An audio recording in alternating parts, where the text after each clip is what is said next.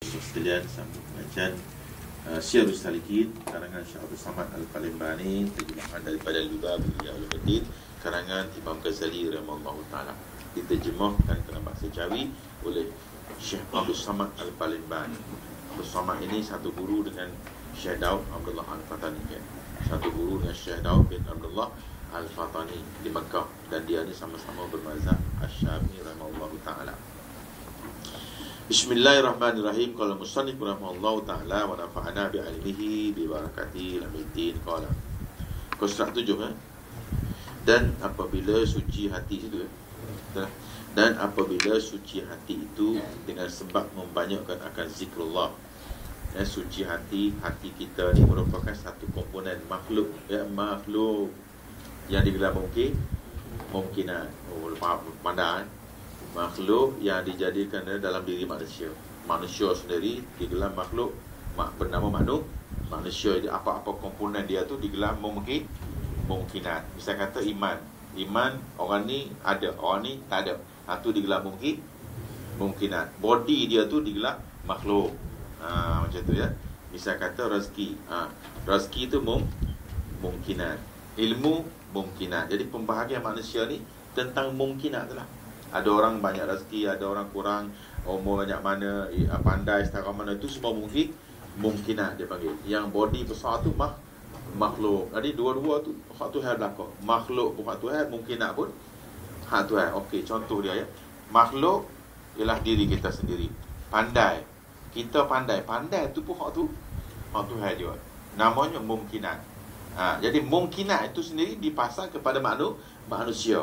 Dan mungkinat ini yang tidak sama. Ada beriman, ada tak beriman, ada pandai, ada tak pandai, ada alim, ada jahil, ada dosa banyak, ada kurang dosa, ada nabi, ada rasul, ada orang jahat. Jadi pembahagian itu digelar mungkinat. Jangan kita ingat awak nak harta, kena kerja gaji lah. Tak ada. Semua hak Tuhan berlaku. Jadi awak buat kerja tu pun Tuhan juga. Namanya mungkinat. Boleh dari suci hati sebab banyak zikrullah. Jadi untuk memproses makhluk yang dalam diri kita yang bernama hati tadi, hati itu kerjaan Allah juga, tapi digelar sebagai mungkinat. Dia tidak lagi makhluk lah, tapi makhluk juga, tapi gelarannya mungkinat. Macam kereta kan. Kereta ni sebiji kereta, maka gearbox, tayar tu mungkinat lah. Enjin, radiator, apa lagi, steering, itu mungkinat. Jadi tak sama. Sebab tu kalau salah tukar mungkinat ni, rosak kereta. Misal kata saudara kereta putus harga, action nak pakai spare BMW, boleh tak? Tak boleh. Sebab tu juga Abu Jahal nak pinjam iman orang lain, boleh tak? Tak boleh. Sebab dia tak ada bekalan, spare part tak ada. Spare part dia tak ada. Jadi dia hanya kapis lama-lama. Tak boleh bimbang lah dia. Sebab tidak ada pembahagian mungkinat bernama iman. Tidak ada pembahagian mungkinat bernama takwa. Tidak ada pembahagian mungkinat bernama ilmu. Maka dia kekal sebagai manusia biasa, sama dengan binatang. Okey, apabila suci hati dengan sebab zikrullah, hati tidak boleh disuci dengan kelarak, tidak boleh disuci dengan benda-benda macam makanan ke, tak boleh. Dia cuma proses saja. Cara nak bagi hati makanan tu, dalam makanan tu biar ada satu benda bernama halal. Dalam makanan tu biar ada satu benda bernama halal. Ada juga makanan tapi dalam makanan tu bernama haram. Maka hati tadi rosak semula. Sebab hati tu sendiri adalah komponen barangan yang Allah pasang dalam diri kita, namanya kalbu. Okey, macam mata kan. Mata ni komponen. Ya, dalam mata tu ada basar. Dalam mata tu ada basar. Jadi basar ni tidak boleh rosak dengan tercocok duri lalang, tidak boleh rosak dengan tercocok kayu. Dia rosak dengan melihat benda haram. Sebab dalam mata tu ada dua. Satu komponen bernama basirah, satu komponen bernama basar. Basar tu melihat, tetapi penglihatan yang Allah nak ialah basirah. Maka sebab itulah ada dua. Orang mukmin ada 4 mata. 4 mata letak di kepala, dan dua mata letak di kepala, 2 mata letak di hati. 2 mata untuk melihat karipap, 2 mata lagi untuk melihat syurga dan neraka. Jadi siapa buta mata mak 2 ni, dia tak nampak neraka syurga. Dia nampak stadium Bukit Jalil. Dan dia nampak gitar dan piano. Sebab tu dia suka sangat benda tu sebab mata dia buta untuk nampak lagi satu. Dia pergi juga ke tempat yang masjid-masjid ni, tapi dalam keadaan meraba-raba. Sebab tu nak kena buka mata tu dengan zikrullah. Okey. Tahala daripada segala syahwat. Nampak tak? Yang kita belajar selalu dalam diri kita ni ada satu komponen yang berfungsi melihat, mendengar juga, tetapi keluar daripada insting syahwat. Syahwat ini boleh membawa kita kepada mengenal mana baik, mana buruk. Tetapi dia tidak boleh mengenal mana yang penyebab kecelakaan masuk neraka dan penyebab bertuah masuk syurga. Dia tak reti. Dia reti tahu ni membinasakan diriku. Tu dia keluar daripada syahwat. Benda ni ada pada budak-budak, ada pada orang kafir, ada pada binatang. Kehendak apa dia, nafsu ni, nafsu syahwat ni. Nak makan, manusia pun ada tak? Ada. Binatang ada. Orang kafir ada. Okey, sama. Nak kahwin, binatang pun ada. Binatang kata orang kita. Orang kafir pun ada. Orang Islam pun ada. Orang beriman pun ada. Orang jahat pun ada. Melihat, orang kafir melihat, kita melihat, budak kecil melihat, semua melihat kan. Maka perkara-perkara ini, satunya dia menggunakan tenaga yang dikeluar daripada syahwat, dan satu lagi tenaga yang dikeluar daripada kalbu. Hak ni hak ajaibnya, hak keluar daripada kalbu. Tetapi budak-budak kecil ataupun orang kafir, kalau dia kekal dengan kafir dia terus menggunakan syahwat untuk selama-lama. Adapun orang Islam, orang beriman, dia menggunakan syahwat ni hanya sampai dewasa sahaja. Bila sampai umur 15, 16, dia convert kepada mata kalbu. Ketika itu dia wajib mengenal Allah. Ketika itu wajib mengenal Allah, sebab fungsi hati sudah berlaku, sudah berfungsi. Tetapi andai kata hati ini tidak diproses, maka bila sampai masa dia tidak boleh berfungsi. Sebab itu nak dijaga. Andai kata kita ada hati yang bagus tetapi tidak di-maintain, maka sampai masa dia beroperasi, dia tidak boleh beroperasi. Sebab mata dia buta, telinga dia pekak, mulut dia bisu. Maka proses ini mesti dibuat sekali lagi. Hantar workshop. Macam tu. Boleh faham cakap tu? Saudara, ngaji tasawuf ni sama dengan tauhid lebih kurang. Banyak sangat tengok ustaz tak payah lalu. Saudara, banyak sangat tengok ustaz tak payah lalu. Sebab tu proses pertama dia tinggal tu. Dia takhali. Ulang balik. Siapa ingat bagus, siapa tak ingat akan proses permulaan ilmu tasawuf yang bermula. Sebab kita buat gambar cawe mudah faham. Bermula takhalli. Ini wajib lah. Wajib mutasawuf lah. Kemudian tahalli. Kemudian tajalli. Ini proses awal mula, pertama mula. Siapa yang menempuh bidang ini, ahli ini, dia mesti menjalani proses 3 ni. Tahalli, tajalli. Kalau tak buat hal ni, nak agama pun nak, ngaji pun nak, bola sepak pun nak, pusat pun nak, ngaji tasawuf pun nak, dua-dua tak dapat. Nak jadi pemain bola sepak terbangsa pun tak dapat, ibu tasawuf tak ada. Dapat yang berjaga agak geliat kaki. Takhalli, proses membersihkan kotoran ni, membersihkan kekotoran. Di dalam ni ada malas, di dalam ni ada sombong, di dalam ni ada dosa, di dalam ni ada jahil dan sebagainya. Proses buang hak ni, buang. Nama dia takhalli. Baik, bila kita buang semua, secara pernah bagi cahaya aircon kat workshop tak? Kalau aircon kita tidak sejuk, dia bagi dia punya vacuum dulu tau. Dia keluar dulu semua sekali gas yang lama. Proses tu perlu. Sebab apa? Kalau dia terus masuk saja, ada gas yang sudah kotor, yang tidak berfungsi. Nanti aircon kita tak sejuk. Dia buang dulu. Vacuum. Yang pertama. Yang kedua, dia takut ada airlock. Proses vacuum ni mesti kosongkan sarang ni. Maka bila dia buang semua, dia menjadi kosong.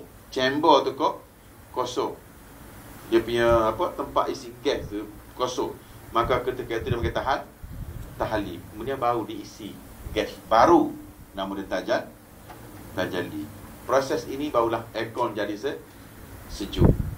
Kalau secara tak bersih, tak keluar hak lama, Semacam mana hak baru nak masuk? Kalau sudah tak keluar barang lama, macam mana nak masuk barang baru? Sudah dia saturated. Macam sudah ada satu gelas air yang di dalamnya ada air sudah kotor. Kita nak ambil satu gelas baru yang air dia bersih. Saudara tak berminat buang air ni. Macam mana isi air ni? Orang ajak puasa, orang lain ngaji juga, nak puasa. Ajak mukhayyam, belajar tengok, tak ada mukhayyam, rusuk, 1,000. Sudah tak berminat nak takhali, bagaimana nak ambil air baru? Sebab dalam hati kita dia tidak mampu mengisi dua benda satu masa. Kalau saudara sudah ada dosa, maka pahala sudah tidak boleh masuk. Kalau saudara ada maksiat, maka segala rahmat tak boleh masuk dalam ni. Sebab dia saturated, dia sudah beku tepu dengan benda lain. Maka kena buanglah benda ni. Maka inilah proses nama dia takhali. Proses ni digelar sebagai tazkir, membersihkan diri. Qad aflaha man tazakkaha. Berbahagialah orang yang membuat vacuum tadi. Tazakkaha. Wa qad khaba man dassaha. Celakalah orang yang tak nak buat vacuum ni. Pasal apa celaka? Bukan celaka pasal kotor ni. Sebab nak masuk ilmu tak boleh. Nak masuk takwa tak boleh. Nak masuk iman hak ada mu tak boleh. Duk berkisar round the bush. Nak masuk tak boleh. Maka mati dengan gitu. Maka mati tu digelar su'ul khatimah. Bukan dia jahat, tetapi bekalan daripada langit tak boleh masuk. Maka ini penyebab dia mendapat su'ul khatimah. Dan orang ini dihisap dalam keadaan su'ul khatimah, dan dia dikira sebagai ashabu shimal. Kenapa ashabu shimal? Sebab dia kotor, jumpa Tuhan kotor. Berjumpa Tuhan dalam keadaan kotor. Maka tak berminat nak bersih sekarang, Allah turun bersihkan dia. Agak-agak di mana? Tahu pun. Kalau berasa tak bersih sana, bersih sini. Awal-awal lagi bersih. Jangan tunggu Tuhan bersih. Tuhan bersih juga, tapi cara dia dahsyat. Saudara, cara dia lagu mana? Dia tak bawa dia main mengaji ni. Dia boleh neraka. Wa'iyyazubillah. Supaya bersih. Dah bersih, naik balik. Baru jumpa Tuhan. Baru masuk syurga. Saudara pilih, nak Tuhan bersih kau, nak kita usaha sini? Nak Tuhan tolong bersih di akhirat kau, nak bersih sekarang? Saudara pernah dengar Haruk Maruk?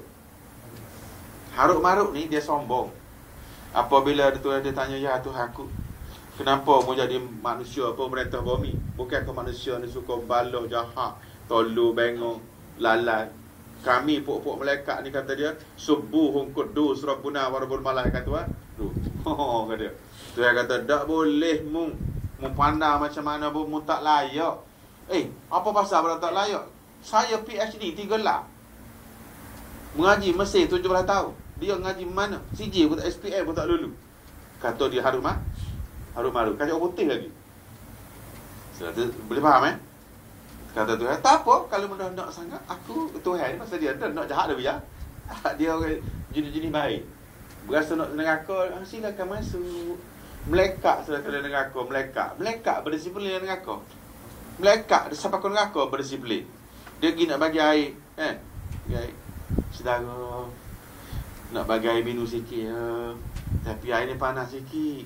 Air kapur tu timuh baru masak, silakan minum ya. Perangai melekat dalam neraka. Diam-diam ya nak katak kepala belah kiri tu, diam-diam ya pelopor. Terima kasih. Tu je.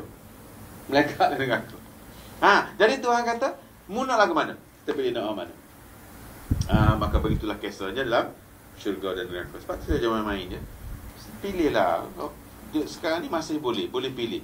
Boleh bertukar lumus untuk memilih jalan yang baik. Allah Ta'ala bagi demokrasi. Tuhan bagi manusia demokrasi. Nak undi syurga boleh, nak undi neraka pun boleh. Pilihlah nak undi apa. Maka sebab tu kenapa boleh pilih tu? Kerana nak mengelakkan daripada manusia bersoal jawab dengan Allah Subhanahu wa ta'ala sebagai reason. Kenapa saya masuk neraka ya Tuhanku? Kenapa dia masuk syurga? Tujuannya supaya dia kata, mu malah mengaji, dia rajin. Mu malah semayang, dia rajin semayang. Supaya boleh jawab. Liyabluwakum ayyukum ahsanu amalan. Liyabluwakum ayyukum ahsanu amalan. Allazi khalaqal mauta wal hayata liyabluwakum ayyukum ahsanu amalan. Aku jadikan hidup dan mati ni semata-mata nak tengok, sebagai nak contoh sahaja siapa di kalanganmu yang terbaik. Itu sahaja. Tetapi Tuhan sudah tahu.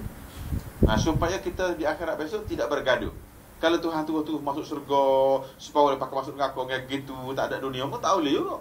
Sebab apa? Nanti orang masuk neraka akan tanya, ya Tuhanku, aku pun bertuhankan kau juga Allah. Dia pun Allah juga. Walaupun masuk aku sembah berhala, aku pun sama juga bertuhankan Allah. Apa jawab?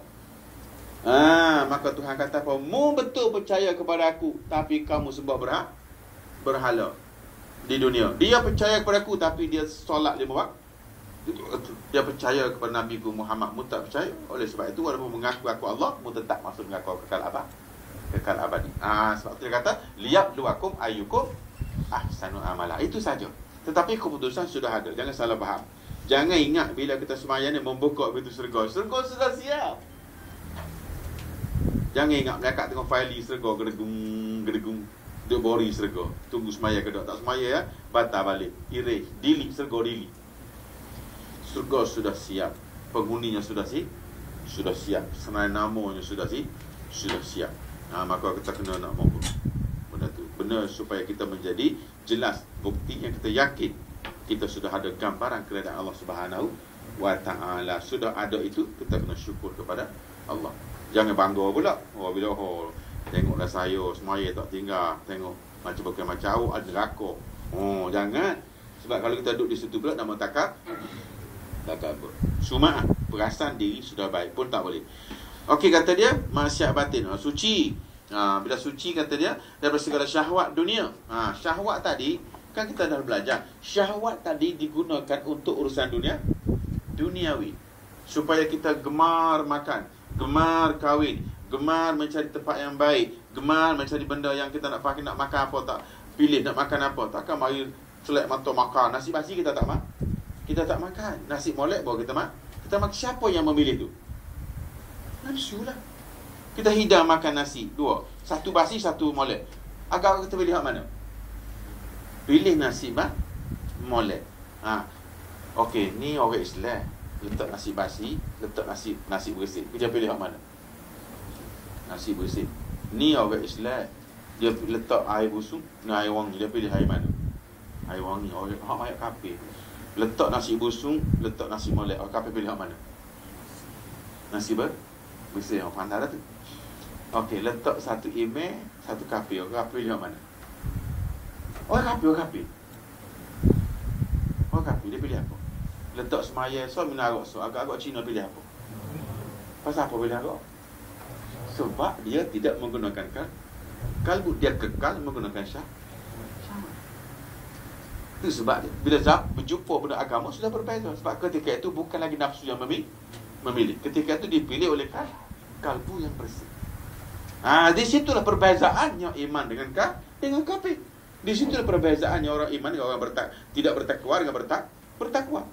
Semasa memilih kebaikan akhirat, orang-orang yang tidak ada iman, dia menggunakan nafsu syahwat. Nafsu tidak gemar kepada benda susah. Pilih Islam susah. Nak kena bangun pagi lagi semaya, manuarak, tak boleh makan babi, tak boleh menipu, tak boleh ngupak, tak boleh kata kat orang, tak boleh ngotuk orang, tak boleh pulau-mulau, tak boleh. Tak sedap macam kita sahur ni. Ngutuk tak boleh. Leceh. Low class. Kata kat orang tak boleh. Apalah sebut. Sedang sekalian, apabila sebab mengamalkan satu perkara yang Allah larang, akibatnya buruk kepada manusia sendiri, bukan kepada orang lain. Contohnya kita mengamalkan sistem pulau memulau. Kerana tak setuju kita pulau.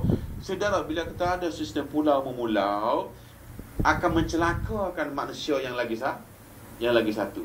Contohnya macam orang ni, mak dia tak suka, bapak dia tak suka. Dia kerana dia bertunang dengan mak yang tak suka.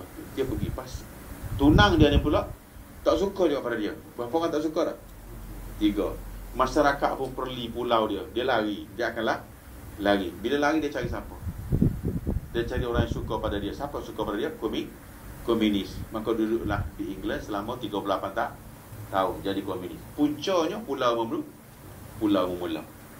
Puncanya putus tunang. Ini contoh saja berlaku dalam kehidupan manusia. Jadi bila kita Pulau Memula, yang kena pulau akan bawa diri. Yang memula menanggung dosa selama lampas. Tapi inilah yang diamalkan oleh Islam akhir zaman. Lepas tu kita tak ada pulau mula. Maka kita itulah jalankan satu sistem ukhuwah dan kasih sayang. Itu perintah Allah, ukhuwah dan kasih sayang. Innamal mu'minun ikhwatun fa aslihu baina akhawaykum. Tu hak sebenar. Ni dia nak juga ambil contoh balok supaya menghalalkan balok.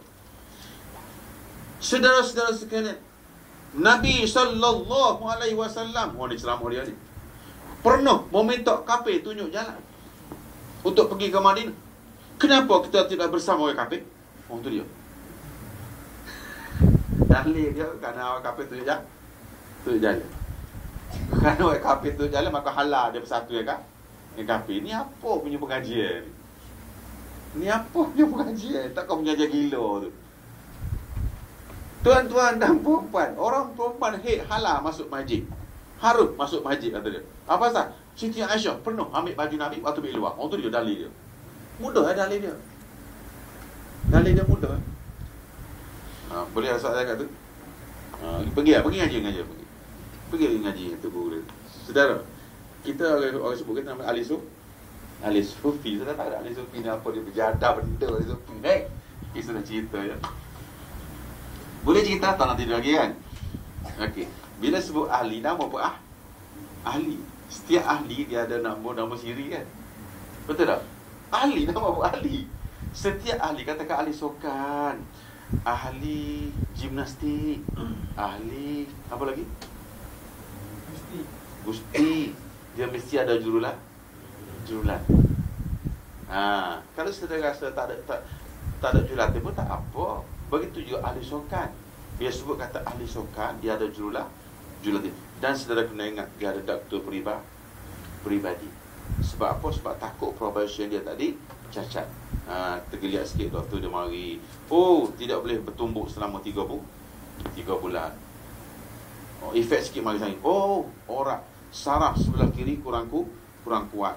Ini perlu begini, perlu makan ayam separuh dan holik setiap pagi. Seekor kambing satu hari. Makanan Datuk Malik. Pernah dengar Malik Nur ke? Makanan dia satu hari, seekor ayam kampung pagi, seekor petang.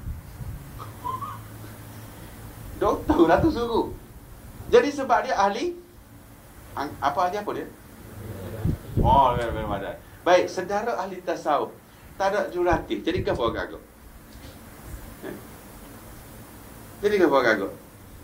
Saudara tidak ada doktor peribadi.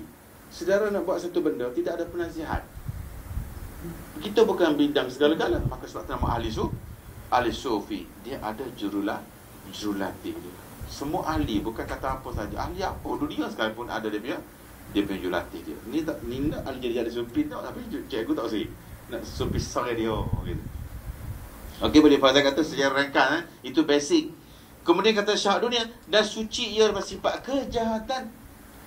Suci ia ada sifat kejahatan. Saya jahat apa ustaz? Saya sembahyang tak tinggal, puasa tak tinggal, jahat lagi. Apalah? Ambo sedapnya. Saudara, itu nampak daripada luar. Kejahatan yang kita nak belajar ini kejahatan dalam. Kalbu awak cacat. Mata kalbu awak cemeh sebelah. Itu sebab doktor nak ubat orang, dia kena tengok pesakit. Dia tak boleh pakai telefon, tak boleh. Hello, Assalamualaikum, doktor. Saya ni tang sri sikit. Ubat sakit kepala ada? Ada. Kenapa, Datuk? Saya sakit kepala. Nak minta ubat setengah kilo. Doktor tak happy. Sebab apa? Dia sakit kepala di pasal apa? Mungkin darah tinggi. Mungkin salah makan. Mungkin tak cukup tidur. Mungkin tak berak 3 hari. Jadi sakit kepala, yes. Tetapi doktor nak tahu apa sebab. Baru dia boleh bagi ubat yang yang selarah dengan punca penyakit. Jadi pesakit-pesakit dia kena jumpa doktor. Sebab tu dalam jumpa doktor kita panggil dia see doktor, betul tak? Dia tak panggil you had to meet doctor. You had to see doktor. Sebab nak tengok dia sakit apa. Kita pergi doktor tengok, kita hantar bawah, dia cek darah. Dia kelabit mata tau. Tahu tak mata? Dia ambil lampu satu. Kiri, kanan, atas, bawah. Sudah tahu tak dia cek apa tu? Mana tahu dia doktor. Tok guru sempi lah kata, cek atas ni. Oh, nanti ni sombong ni. Bawah. Oh, kedekut. Kanan. Nak nyoh. Kiri. Cek kiri apa dia? Gila bola. Doktor pun belah-belah tulis. Kak budak ni. Maka ubat dia ialah mukhayyam. Ini contoh. Ubat dia mukhayyam. Apabila mukhayyam saudara, ubat dia general. Okey, saya tulis. Nak boleh kau nak tidur? Baru setengah jam ngantuk. Aduh, berat suruh. Okey. So sekalian, bila kita pergi mukhayyam, kalau ianya berpenyakit takabur, dia akan dihapuskan oleh semasa perjalanan. Dia terpaksa makan kedai kopi, duduk mencangkung, makan roti canai lah, berdiri pada kadang-kadang. Lepas tu masuklah kemah, tidur atas tanah. Mu gaji 100,000 kau, mu profesor kau, doktor semua tidur atas tanah. Dia suruh, dia kadang-kadang hak sedap tu. Ya dia nya pensyarah universiti, tapi sampai mukhayyam ustaz suruh pikul pokok getah. Ustaz suruh pikul pokok getah gini sengit dia. Aduh, dia ni accountant. Kenapa jadi demikian? Sebab nak patahkan takabur. Kemudian kita ada satu sifat lagi malas. Malas bangun pagi, malas bangun malam, malas segala-gala lah. Bila kita ikut mukhayyam tuan-tuan, pukul 3:30, bangun. Bukan. Kita nak tidur tak boleh, betul tak? Kalau duduk kat sini, saudara, sorry nak bangun pukul 3:30. Sorry, pukul 6 pun tak bangun. Tapi bila pergi mukhayyam, saya bangun pukul 3:45, masuk kemah, orang perempuan sudah ada. Perempuan atau perempuan? Perempuan nak gini je, sudah bangun. Ya Allah, siapa tu? Saudara, adakah rumah boleh buat lagu tu? Latihan mengelakkan malas. Latihan makan. Kalau dekat rumah kita makan ada H-Benjo, mesti burger sandwich, amboi. Pergi kat sana saudara, telur serba rasa, ubi goreng apa? 7 rasa. Lepas tu atas penuh daun kayu, bawah ikan kering. Terpaksa makan. Walaupun selalu makan kat Hilton, tak kira. Dalam talam. Lepas tu minta air pula. Udah mai pula air bawa air tu. Air mineral. Kutik dari paip wajah. Sebab apa? Sebab nak mengelakkan daripada kita punya egoistik. Pakaian pun sama. Pagi-pagi lagi dengan seluar habis. Paling malang sekali kiri pacak kanan pacak. Lepas tu malam tidak dibenarkan bawa bantal. Ada kawan-kawan bawa bantal. Saya tengok, bantal bawa. Saya nasihatkan dia bawa tilam. Sebab kita pergi kat sana melatih diri. Sebab tu bila dia bawa pergi sana, penyakit-penyakit secara semua sekali keseluruhannya secara universal masuk dalam latihan. Penyakit ego diobati, penyakit malas diobati, penyakit jahil diobati dengan tazkirah di malam hari, penyakit tak minat bermunajat diobati ketika dini hari, dan maka ketika berjalan latihan sufism selama malam 2 malam sahaja. Undang-undang dia tuan-tuan yang mulia. Yang pertama 3 hari 3 malam. Yang kedua 7 hari 7 malam. Akhir sekali 40 hari 40 malam. Kita tuan-tuan yang mulia, hak ni pun tak lepas. Latihan sufi kita belum lepas tahap yang tahap pertama lagi dalam on job training. Ke mana kita ni?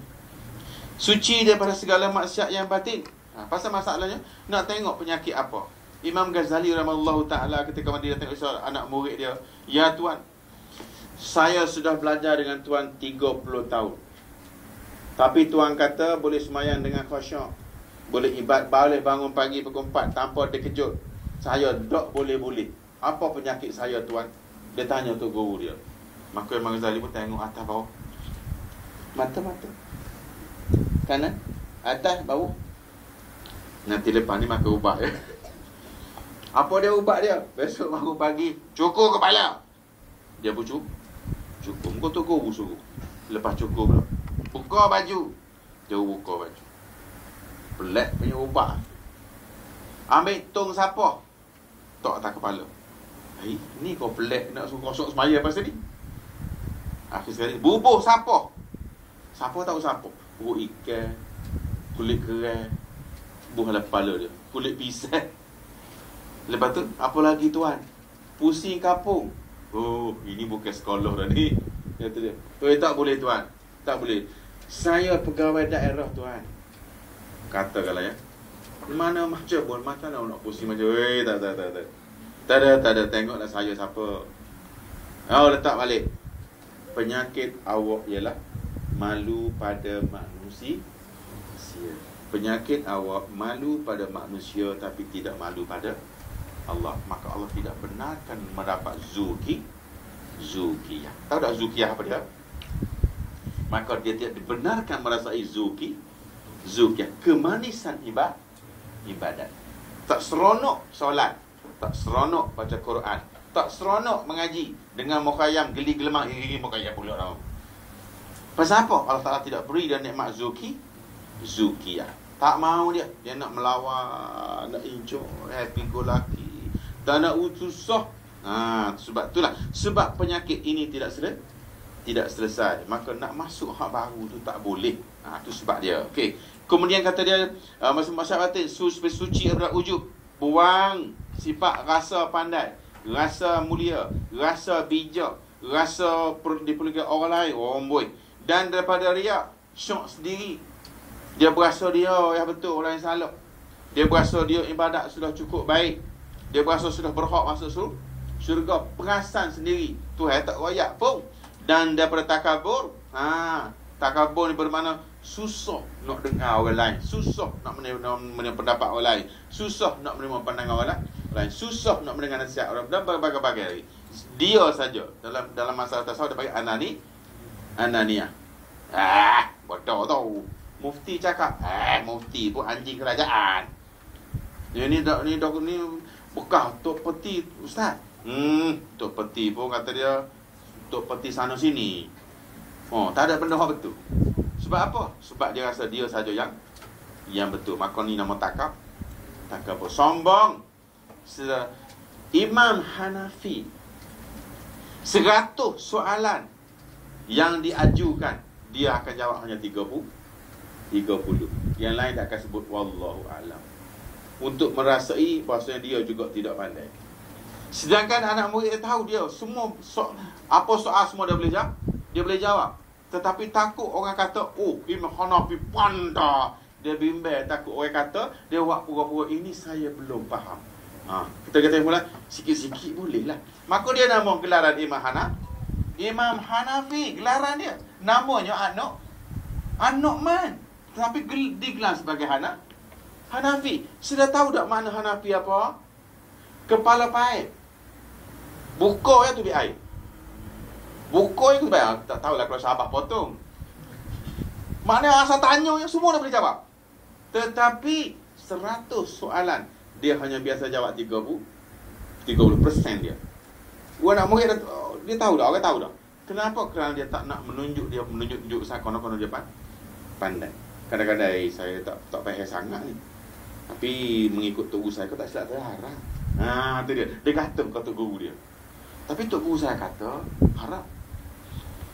Mengikut tok guru saya tak boleh. Tok guru saya pernah berpesan jangan. Dia kata tok guru. Tok guru supaya orang berpendapat hak pandai itu tok guru dia. Tok guru saya kalau ngajar ni dia royak hak perlu ya, hak tak perlu tak royak. Tok guru saya, dia guna nama tok guru dia. Orang yang tidak ada sifat ini, orang masih sombong, dia akan cakap, saya pernah disoal, saya pernah berdepan, saya juga syaitan. Itu akhir sekali. Dia nama anak ni, anaknya saya saja. Tetapi sebab Tok Guru dia tak saya, dia kata Tok Guru saya. Qala Syekhuna, qala Imam Ghazali, qala Imam Syafi'i. Dia kata kat orang lain, padahal pandai dia. Boleh? Sudah buka kitab. Buka kitab, mana kitab pun dia akan sebut qala Syekhuna. Qala Syekhuna, qala Imam Ghazali. Imam Ghazali bila boleh qala Mursi, qala An-Nawawi, qala Syafi'i. Dia pun sama juga. Padahal dia ahli juga. Dah. Sebab apa? Nak mengelakkan daripada sifat takab. Berlatih diri supaya takut orang mengatakan dia pandai. Sedangkan dia memang pandai. Ini kita dah takut orang kata kita tak pandai. Hak sebenarnya memang tak pandai. Berbeza tak? Suci benar batin. Suci rujuk dan takut. Dan daripada ghadab. Ghadab ni apa dia? Mudah marah, cepat marah. Innal ghadaba minasyaitan. Fa inna ahadakum ghadaba. Bila kamu marah di kalangan kamu, falyatawadda. Kenapa kena ambil wuduk? Kerana syaitan dijadikan daripada api. Maka cara menghapus api dengan ambil wuduk. Sebab air memadamkan api. Mana gitulah. Jadi ghadab ni sendiri pun nak kena dihapus. Bagaimana cara dia? Cara dia adalah kita kena banyak sabar. Tok Guru saya dia tahu. Hak ni nyakit dia darah tinggi. Hak ni nyakit dia lemah jantung. Hak ni nyakit dia macam-macam dia tahu. Jadi Tok Guru akan layan mengikut penyakit masing-masing. Tapi anak murid dia tak faham. Hak orang ni Tok Guru layan betul. Pandai. Cik tu dia tolong. Kalau kita tak canggah dia kata tak betul, dia tak ingat ngaji. Jadi Tok Guru akan buat mengikut murid punya karakter. Jadi murid-murid lain jangan sensitif lah. Sebab cara berubah ni sudah ada setengah tempat doktor dia pergi dia pujuk, setengah tempat dia paksa, setengah pesakit dia tak berubah apa ada. Sudah dia ikut penyakit tu punya hal. Sudah macam satu masa saya duduk di katil belah luar, masa saya kena penyakit sakit apa? Denggi tu. Sudah mati dah saya rasa. sudah mati. Jadi saya duduk situ. Saya, aduh, kata sakit. Doktor kata, awak nak duduk belah sana. Tapi tak ada orang sorry. Lelaki bagus kata. Dia tahu saya tak suka ramai. Doktor punya hal. Dia tahu saya tak berminat. Kejap-kejap, Encik, nak cek darah sikit. Baru, Encik, nak ambil darah sikit. Encik, tolong. Hak training dia.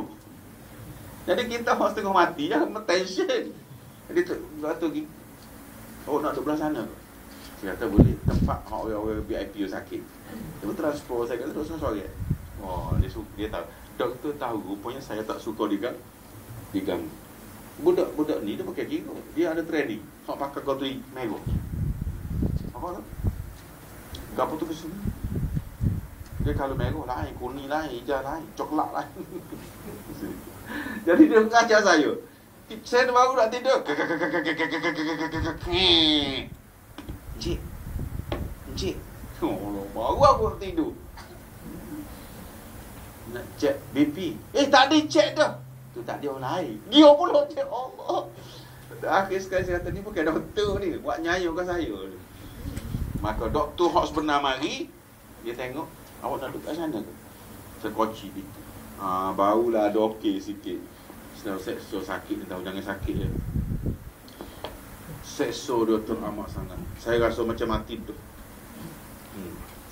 Sekso azab sengsara dia. Nak letak tangan tak boleh duduk, tak boleh pegang, tak boleh duduk. Gitu tangan ni. Letak kat katil bisa ya Allah. Nak semayang lah paling sekso sekali. Kelabu mata nak ngambil 4 rakaat. Kelabu mata bergoyang sepitak. Nak terus semayang pegang katil merangkak gini. Manalah katil. Aduh, mana semingnya gangkar. Tahu seming tu. Pakai sini sini takbir. Allah Akbar. Nak ngabih 4 rakaat tuan-tuan yang mulia, setengah mati. Sebab tu jangan sakit, biar sihat lagi. Sakit tak mampu kita. Lepas tu mari kawal pula mandi dengan berdi. Allah. Kawan pula geragu. Mari duduk atas kursi. Saya kata nak bawa ke mana? Nak mandi, kata dia. Okey lah, tak apalah, mandi kejap je ambil apa. Waduh, punya sakit, ya Allah. Air sejuk. Tak ada dia sini. Air sejuk, air baik. Sudah, dah lah saya dah 50-50. Baik tak gujak sadak saya. Punya ganih ya. Allah, tangan dia besar macam ni. Bau jiwa tapal lo. Nak mandi kata. Yang cerita dengan orang Setelah kalau sakit, setelah sekali lain tak ada dalam kepala kita. Apa kita ingat? Allah. Allah. Allah, lain tak ada dah. Nak mati bersujud, ya Allah, mati biarlah mak aku mari dulu. Sampai tahap tu. Dah petang sikit barulah mari seorang doktor perempuan. Mata juga. Mata. Mama tahu mata berdarah belakang ni. Awak tak tahu ke mata awak berdarah? Saya tak nampak dah mata saya, doktor. Oh, ya juga ni. Doktor. Doktor tanya saya, awak tak tahu mata awak berdarah? Mana saya tahu? Oh, ya juga dia. Saya tanya mata awak, mana saya tahu? Lepas tu dia tanya, awak diberi peluang sampai tengah hari sahaja. Kalau dia tak naik lagi, awak akan masuk ICU. Saya kata mungkin sekat petani omong aku bakali. Bakali sekat petani, bakali omong aku. Saya butuh bangun jap siap-siap. Sudah, jangan main-main dengan sakit tu. Jangan main. Sudah, ni sehat, sedap ya. Baik pergi mukhayyam. Kemudian kata dia, riak dan takabur dan ghadab dan hasad nak hapuskan dengki juga dengan perubatan hati. Sebab apa dengki kena berubat? Dengki ni penyakit lebih besar daripada penyakit-penyakit yang lain. Dia boleh merosakkan ulama dan pernah merosakkan syaitan yang pernah menjadi ketua malaikat. Dirosakkan sifat bernama dia dengki. Bahaya dengki. Dia tak suka orang jadi PM, dia nak ke dia. Dia tak suka orang jadi mufti, dia nak ke dia. Dia tak suka orang jadi patwa, dia nak dia patwa. Ini dengki. Sifat ni kalau ada pada kita, dia akan berubah kita menjadi syaitan. Nama dia hasad. Punca syaitan masuk neraka kekal abadi, punca dia dengki lah. Bila Tuhan kata usjudu li Adam fastajadu illa iblis aba wastakbara. Tak mahu sujud sebab dia sombong. Apa pasal sombong? Dia dengki. Sebab Adam tak ada tanah mulia, aku api tidak mulia. Tidak mulia, aku pula kena sujud ke dia. Sepatutnya dia sujud kat aku. Dia sekolah Amerika, aku sekolah India, Pakistan lagi. Tiba-tiba aku jadi biar, tak boleh. Dia siapa? Dia siapa? Hamba tu dia. Dia siapa? Hamba tu dia. Sebut dia tu geli dengar. Dia siapa? Sambung iblis. Dia siapa? Tu yang tanya, apa asal? Dia tanah, aku api. Bila aku nak rumah ke dia? Hamba bila? Akhir sekali tu apa? Laknatu alaika ila yaumidin. Kamu dilaknat wahai iblis sampai ke hari kiamat. Tidak ada peluang lagi untuk mendapat keampunan Allah Subhanahu wa taala. Dengki. Sebab tu kalau qul a'udzu birabbil falaq min syarri ma khalaq wa min syarri ghasiqin idza waqab wa min syarri nafasati fil 'uqad wa min syarriha. Nak kena minta dengan Tuhan siapa? Nak hilang penyakit bernama dengki. Punya susahnya kena minta dengan Tuhan. Berubat tak boleh, doktor tak boleh ubat. Hak bolehnya macam tu Tuhan. Punya susahnya. Itu dia. Dan sebagainya, dan segala sifat kejahatan dalam hati, maka yang tidak akan dia habis ni semua habis. Berjaya kita prosesnya wa imasafa baikru, maka barulah kita dapat nafsul mutmainnah. Inilah nafsu yang akan masuk syurga. Tuan-tuan yang mulia, bukan senang. Apabila kita mencapai taraf ini sesuai dengan firman Allah Subhanahu taala, a'udzubillahi minasyaitonirrajim. Ya ayyatuhan nafsul mutmainnah irji'i ila rabbiki radiyatan mardiyah fadkhuli fi ibadi wadkhuli jannati. Sadaqallahul azim. Siapa ni waktu panggil masuk syurga ni? Nafsu mutmainnah. Worst come to worst, kita kena pegang, duduk di position mutmainnah, baru boleh berasa selesa, baru boleh bersyukur kepada Allah. Selagi kita tidak dapat mencapai ini, kita dalam keadaan berbahaya. Artinya, hei nafsu yang mutmainnah, kembali engkau kepada Tuhanmu, padahal engkau reda dengan Tuhanmu dan reda Tuhanmu dengan engkau. Setelah kita bersedia untuk mereda apa saja yang Tuhan uji pada kita, maka Tuhan pun bersedia untuk reda kita masuk syurga. Sebab tu sekarang jangan banyak merunguk di dunia ni. Mungkin susah, mungkin miskin, mungkin apa, mungkin sakit, mungkin berbagai-bagai mungkin. Semua sekali benda tu kena sabar. Kalau boleh sabar, kalau tak boleh sabar, minta dengan Tuhan juga sifat bernama sabar tu tadi. Sebab apa? Sebab nak ambil position reda. Biar Tuhan reda kita. Dia uji kita. Macam tu. Akan dikau. Maka masuk kau dalam perhimpunan martabat hamba-Ku. Kalau kau berjaya nafsu mutmainnah, kamu barulah masuk dalam kumpulan hamba-Ku yang istimewa. Bukan istimewa, baru layak masuk kumpulan istimewa. Maknanya kalau kamu dapat mutmainnah, kalau kamu boleh masuk dalam stadion tengok bola, tapi berdiri, kerusi sudah penuh, walau bagaimanapun dapat masuk stadion. Walau bagaimanapun dapat masuk syurga. Tetapi di syurga sana sedang lagi tinggi-tinggi makam yang dimiliki oleh mukarrabin, yang dimiliki oleh abrar, yang dimiliki oleh nabi-nabi dan rasul, yang dimiliki syuhada, yang dimiliki oleh para alim ulama. Tetapi anda masuk, sebab tu Tuhan sebut dalam perhimpunan martabat hamba-Ku. Mana kita masuk duduk tempat mereka, bersama mereka. Sedangkan kita bertaraf orang biasa, nafsu mutmainnah. Yang aku kasih, siapa tu? Dan masuk engkau dalam syurga aku serta anbiya, aulia, syuhada. Hak ni saudara sudah gazet.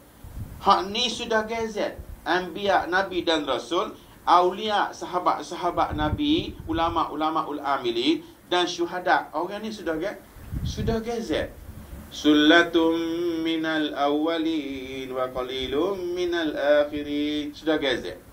Hak zaman dulu selesai. Nabi Isa, Nabi Musa, pengikut Hawari dan sebagainya. Nabi Muhammad sudah selesai dengan Abu Bakar, Umar, Osman, Ali, sahabat-sahabat radhiyallahu anhum, sudah selesai. Maka kita hak tak selesai sana ni, tumpang sekaki masuk bersama mereka. Kalau kita sampai nafsu mutmainnah.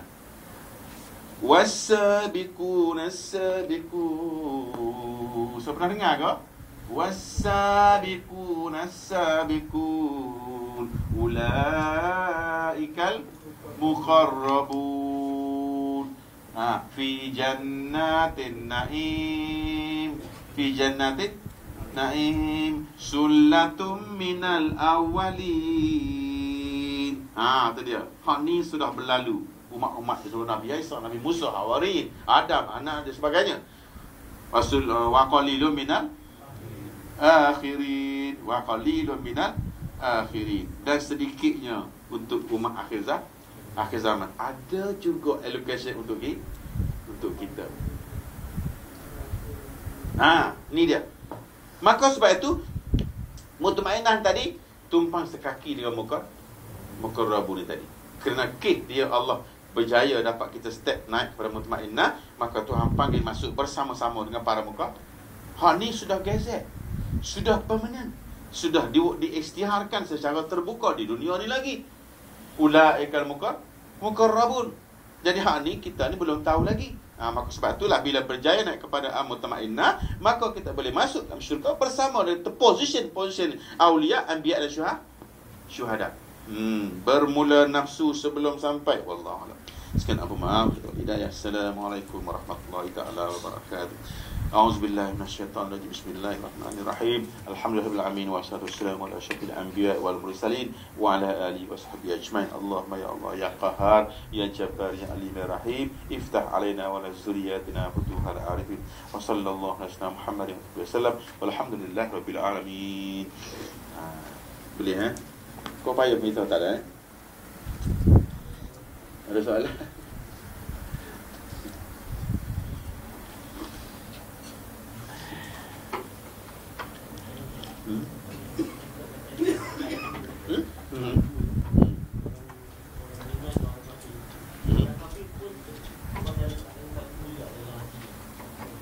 Dia kalbu dia, tapi kalbu dia tertutup. Khatamah. Khatamallahu ala qulubi. Maka hati dia ditutup. Maka habislah, tak berfungsi lah mata, telinga. Dia nafsu ni dia punya spesies dia macam kita juga, tapi bentuk rohani. Mana dia ada mata, telinga, bercakap sama. Tapi macam mana tu wallahu alam lah. Jadi bila khatama, situ tidak boleh dibuka-buka lagi. Sampailah masuk neraka. Nabi pun tak boleh buka, ulama pun tak boleh buka, pendakwah pun tak boleh buka. Yang tu selama-lama. Dia tak guna khatama, dia guna rod. Dia guna perkataan rod. Orang-orang yang beriman ataupun orang-orang yang Tuhan pilih untuk masuk syurga, dia tidak guna bahasa khatama, dia guna bahasa rod. Okey, saya tengok dua perbezaan ya. Satu, Allah Ta'ala akan guna perkataan khatama ya. Khatamallahu ala qulubihim wa ala sam'ihim wa ala absarihim ghishawa.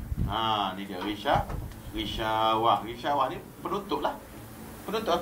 Walahum azabun azim, kekal abadi. Confirm. Ni. Siapa ni? Orang kafir. Satu, hak ni tak boleh buat. Tak boleh buka. Nabi pun tak boleh buka, sahabat pun tak boleh buka, pendakwah 40 hari pun tak boleh buka. Hak satu lagi, kalla bal rana ala qulubihim ma kanu yaksibun. Kalla, celaka mereka-mereka yang ada rod ala qulubihim. Hak ni khatama ala qulubihim. Hak ni untuk orang kafir, untuk kita dia panggil rod. Jadi proses alim ulama, proses nabi dan rasul, proses ulama, proses syuhada, proses ucta datang ke dunia ni menceramah, mengaji ni untuk proses roh ni sahaja. Tak boleh proses khatama, tak boleh. Dia proses dia untuk buang roh ni sahaja. Sejauh mana berjaya? Kalau tak berjaya juga, dia ashabul syimal. Kalau berjaya, ashabul yamin. Subjek kepada pertolongan Allah. Tetapi walau bagaimanapun, dia ni ahli syurga. Cuma prosesnya sama ada ahli syimal atau ahli yamin. Ashabul araf itu banyaklah. Ashabul araf ni tengok-tengok. Satu lagi yang keempat, ashabu bighair hisab. Sudah gazet. As-sabiqun as-sabiqun. Sudah gazet ni siapa? Nabi dan Rasul, sahabat-sahabat, aulia-aulia dan para ulama amilin syuhada. Itu sudah gazet. Dia tidak lagi ashabul syimal. Dia tidak lagi ashabul yamin. Dia bighair hisab. Jadi yang kita berbahas ni, takut ashabul syimal. Kalau pergi kepada ashabul yamin, sudah kira okey. Ini mutmainnah. Mutmainnah tu baru ashabul yamin. Bukan bighair hisab lagi. Bighair hisab dia mesti kamiliyah. Pernah dengar kau nak tidur dulu lagi ya? Okey. Yang pertama amarah. Yang kedua lawamah. Yang ketiga mulhamah. Yang keempat mutmainnah. Sampai sini baru berhak masuk syurga. Tinggi lagi, naik atas lagi, radiyah. Akhir sekali kamaliyah. Saudara, ada 3 lagi yang kita tidak dapat capai. Hak ni bighairi hisab. Hak ni dikatakan as-sabiqun as-sabiqun. Jadi hak ni lah worst come to worst. Hak ni saudara, 3 ni worst. Ashabu syimal. Sebab itulah tujuan Nabi nak jadikan kita ni, nak mengajar bagaimana cara naik makam. Dia panggil makam kan. Makam tu bermakna pindah satu ke satu ni. Dia panggil makam.